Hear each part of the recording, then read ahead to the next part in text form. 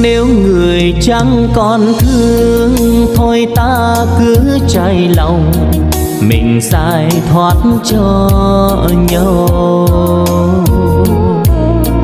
Gian gian tình diêu diêu, đọa đầy nhau làm chi? Phải chăng chốn này là quán cho qua đường, để người đến người đi? Biết mình vương rơi tơ nên tôi cố gượng cười, mong người sẽ thương tôi.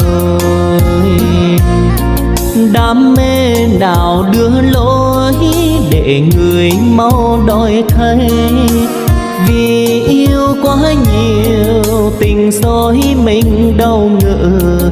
Thôi đừng tìm đến